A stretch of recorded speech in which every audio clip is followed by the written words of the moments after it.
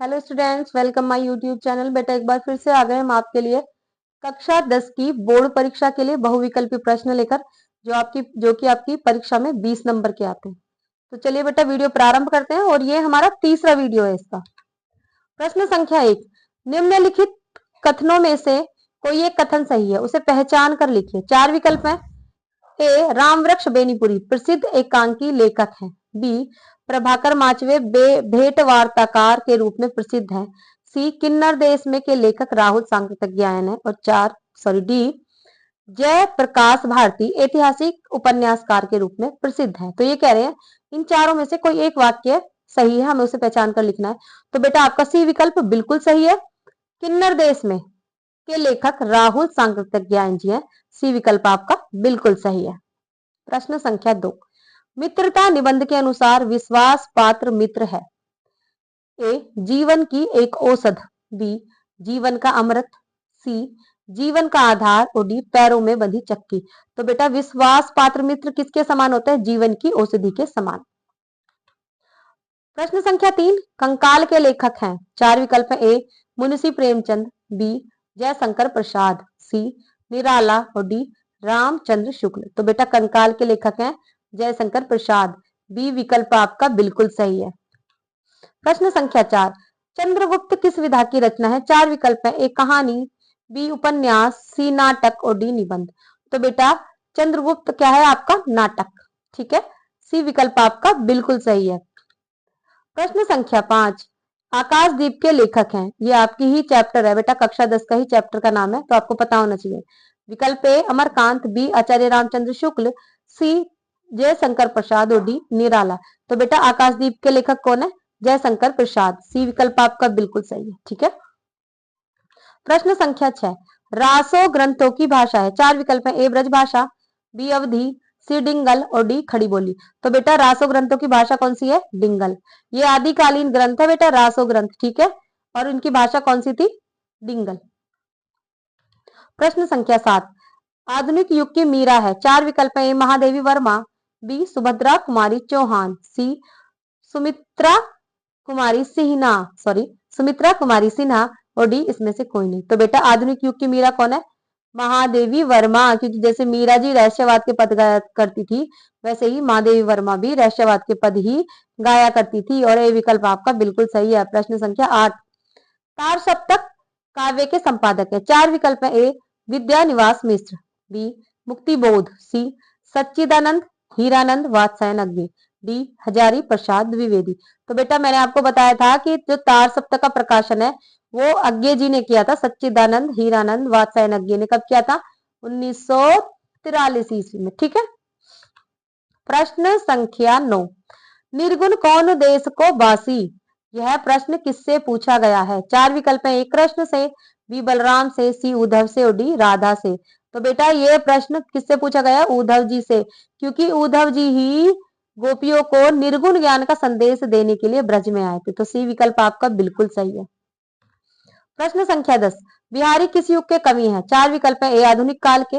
B, रीति काल। सी, भक्ति काल। और डी, आदिकाल। तो बेटा जो आपके बिहारी जी हैं वो किसके कवि हैं? रीति काल के कवि हैं। उन्होंने केवल एक रचना लिखी है जिसका नाम है बिहारी सतसई, और उसमें 714 के 719 दोहे हैं।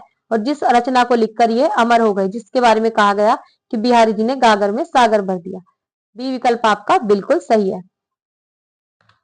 प्रश्न संख्या 11, निम्नलिखित में करुण रस का उदाहरण है। 4 विकल्प है। ए, ब्रज में बिरही लोग दुखारे। बी, उदारक चाहे तो आवे यही रहे यह चेरी। सी, बाने फहराने गहराने घटा गजन के। डी, राम नाम की लूट है लूट सके तो लूट। अब ये कह रहे हैं करुण रस का उदाहरण है, तो कौन सा बेटा? ब्रज में बिरही लोग दुखारे। ब्रज के लोग दुखी हैं किस लिए? क्योंकि कृष्ण जी ने यहाँ से हमेशा के लिए छोड़कर चले गए हैं। ए विकल्प आपका बिल्कुल सही है।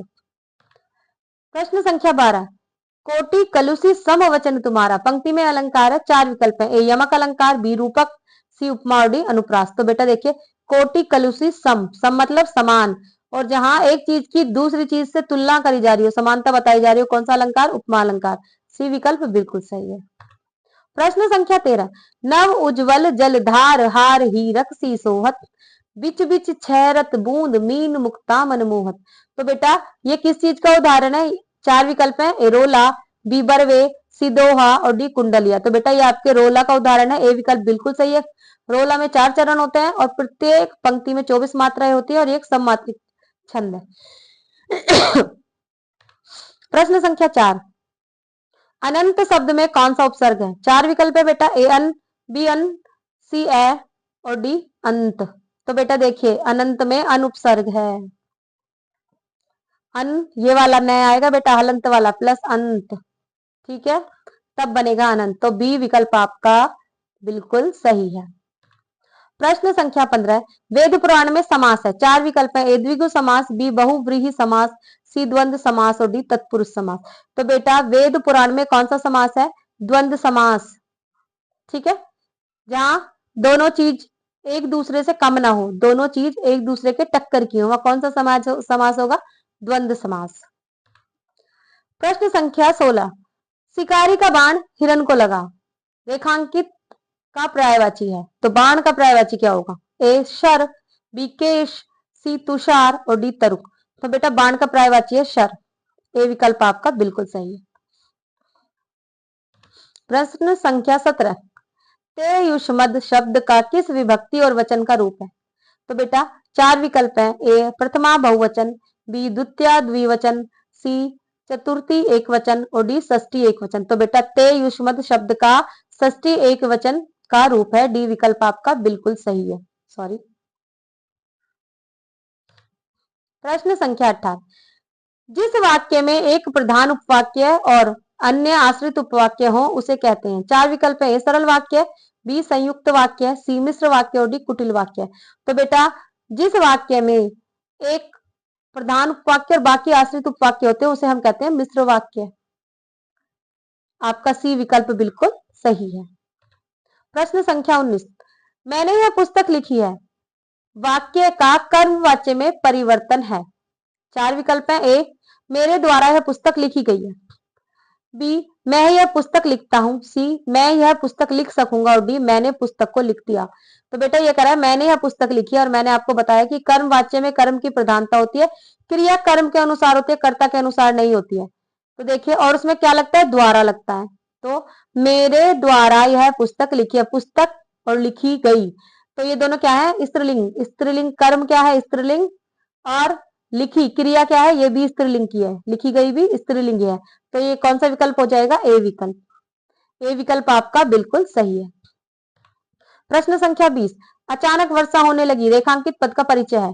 ए कालवाचक क्रिया विशेषण, होने लगी क्रिया की विशेषता, बी रीतिवाचक क्रिया विशेषण, होने लगी क्रिया की विशेषता, सी स्थानवाचक क्रिया विशेषण, होने लगी क्रिया की विशेषता और डी परिमाणवाचक क्रिया विशेषण, होने लगी क्रिया की विशेषता। तो बेटा अचानक वर्षा होने लगी मतलब एकदम से वर्षा होने लगी, तो कौन सा है? कालवाचक क्रिया विशेषण, होने लगी क्रिया की विशेषता। पद परिचय हम अपने चैनल पे पढ़ा चुके हैं, आप जाके बेटा देख सकते हैं। इसका आंसर होगा ए। इस तरह से हमने आपको ये तीसरा वीडियो करा दिया है बेटा। मैं आशा करती हूँ आपको समझ में आ रहा होगा। आप हमारे केवल 4 वीडियो देखिए, क्वेश्चन यहाँ से बाहर नहीं जाएगा। हम उम्मीद करते हैं कि हम आपके सारे क्वेश्चन, आपका सारा सिलेबस इसमें कवर कर पाए। अगर आपको हमारी वीडियो पसंद आई हो तो इसे लाइक करें, शेयर करें और हमारे चैनल को सब्सक्राइब करें। मिलते हैं अगली वीडियो में। नमस्कार।